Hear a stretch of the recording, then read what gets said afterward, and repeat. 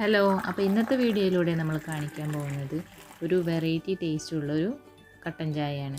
അപ്പം ഈസി റെസിപ്പിയാണ്, എല്ലാവരും ഒന്ന് ട്രൈ ചെയ്ത് നോക്കണം. കൂടാതെ നമ്മൾ സോഡാപ്പൊടിയൊന്നും ചേർക്കാതെ നല്ല സോഫ്റ്റായിട്ട് ഉണ്ടാക്കിയെടുക്കാൻ പറ്റുന്നൊരു പഴംപൊരിയുടെ റെസിപ്പിയും കൂടെയാണ് കാണിക്കാൻ പോകുന്നത്. അപ്പോൾ നമുക്ക് എങ്ങനെ ഉണ്ടാക്കുന്നതെന്ന് നോക്കാം. Welcome to Nathoons. ചായ നമ്മൾ സാധാരണ ഉണ്ടാക്കിയെടുക്കുന്ന രീതിയിൽ തന്നെ ഉണ്ടാക്കിയെടുക്കുക. നമ്മൾ വെള്ളം തിളച്ച് വരുമ്പോൾ ആവശ്യത്തിനനുസരിച്ചിട്ടുള്ള ചായപ്പൊടി ഇട്ട് കൊടുക്കുക. നമ്മുടെ കടുപ്പനുസരിച്ചിട്ട് കൂട്ടിയോ കുറച്ചോ പൊടി ഇട്ട് കൊടുക്കുക. ഏത് ബ്രാൻഡ് ചായപ്പൊടി ആണെങ്കിലും നമുക്ക് യൂസ് ചെയ്യാവുന്നതാണ്. ഇനി അതിലോട്ട് നമ്മൾ സ്പെഷ്യൽ ഇൻഗ്രീഡിയൻസ് ആയിട്ടുള്ള 2 പീസ് കറുകപ്പട്ടയും കൂടെ ചേർത്ത് കൊടുക്കുക. അതാണ് നമ്മുടെ ചായനെ സ്പെഷ്യലാക്കുന്നത്.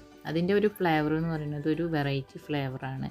നമ്മൾ പെട്ടെന്നൊന്നും ഇത് സിനമൺ ആണോ എന്ന് നമുക്ക് പെട്ടെന്ന് പിടിയിട്ടില്ല. ഞാൻ ഉണ്ടാക്കി കൊടുത്തവരൊന്നും പെട്ടെന്ന് പറഞ്ഞിട്ടില്ല അത് സിനമൺ ആണ് എന്നുള്ളത്. അതുകൊണ്ട് ഇതുവരെ കഴിച്ചിട്ടില്ലാത്തവരാണെങ്കിൽ ഒരു തവണയെങ്കിലും ഒന്ന് ഉണ്ടാക്കി നോക്കണം. ഒരു ബിരിയാണിയൊക്കെ കഴിച്ചിട്ട് ഇതുപോലൊരു ചായ കുടിച്ചിട്ടുണ്ടെങ്കിൽ നല്ല അടിപൊളിയായിരിക്കും.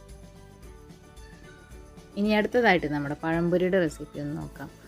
നമ്മൾ പഴംപൊരിക്ക് മാവ് റെഡിയാക്കാൻ വേണ്ടിയിട്ട് ഒരു മിക്സിയുടെ ജാർ എടുക്കുക. എന്നിട്ട് അതിലോട്ട് ഞാനിവിടെ ഒരു 2 പഴം വെച്ചിട്ടാണ് ഉണ്ടാക്കുന്നത്. അതുകൊണ്ട് ഞാനൊരു 3 സ്പൂണ് മൈദയും ഒരു 2 ടേബിൾ സ്പൂൺ അരിപ്പൊടിയാണ് എടുത്തിട്ടുള്ളത്. നമുക്ക് പഴത്തിൻ്റെ അളവനുസരിച്ചിട്ട് മാവിൻ്റെ അളവ് കൂട്ടാം. നമ്മളിപ്പോൾ ഒരു കപ്പ് മൈദയാണ് എടുക്കുന്നതെങ്കിൽ ഒരു 3/4 കപ്പ് അരിപ്പൊടി എന്നുള്ള ആ ഒരു കണക്കിലെടുക്കുക.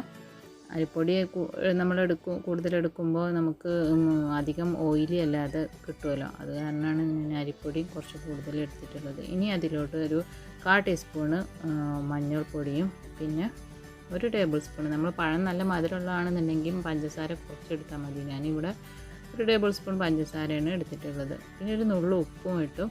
പിന്നെ ആവശ്യത്തിന് വെള്ളം ഒഴിച്ചിട്ട് മിക്സിയിൽ നന്നായിട്ട് അടിച്ചെടുക്കണം.